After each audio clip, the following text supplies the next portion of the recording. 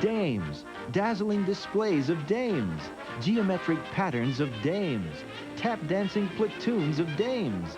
That's the Busby Berkeley style. From the depths of the Depression to the glory days of the movie musical, director Busby Berkeley created lavish productions like nothing else ever seen on film. Busby was a creative genius. Busby actually invented the musical as we knew it then. Busby Berkeley came to Hollywood from Broadway in 1930 to choreograph Eddie Cantor movies for Goldwyn. But it was at Warner Brothers that his genius really flourished.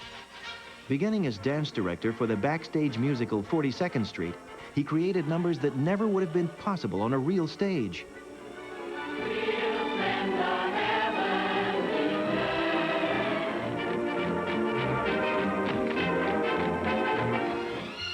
But it wasn't only the choreography that made Berkeley's numbers so spectacular.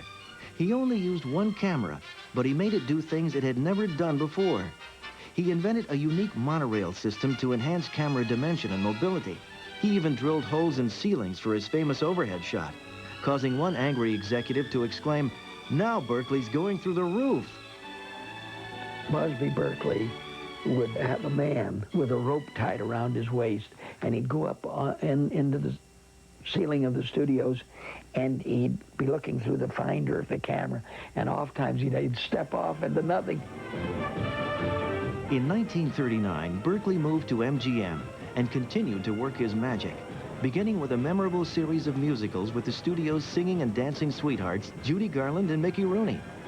The energy the couple projected on screen and into audience hearts came directly from the enthusiastic spirit of Busby Berkeley. Buzz gave you that. He'd look at you before you'd take it. He'd say, "All right, here we go, kids. Here we go. Get ready. Quiet, everybody. Let's have fun doing this one."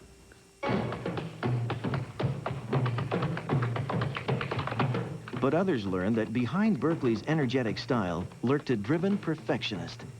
He was tough. I mean, if I'd say, "Mr. Berkeley, I've got a blister, my foot is hurting, can I stop for a while?" He'd say, "Nope, we have to finish this."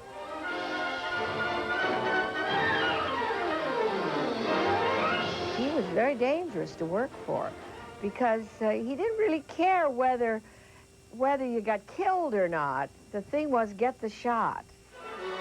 And Berkeley got the shots, plenty of them. But by the mid-50s, his extravagant entertainments were out of style and too costly to produce. The musical's reigning master was directing only special sequences in other people's movies. But even then, he could still create a spectacle.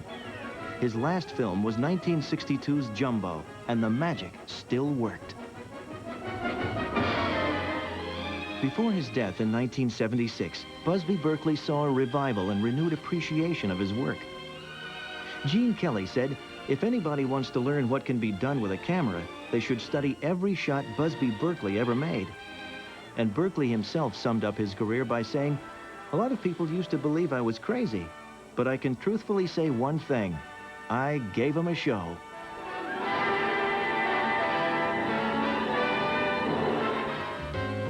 Kaleidoscopes of dancing legs and chorus lines of smiling ladies. The films of Director of the Month Busby Berkeley continue next on Turner Classic Movies.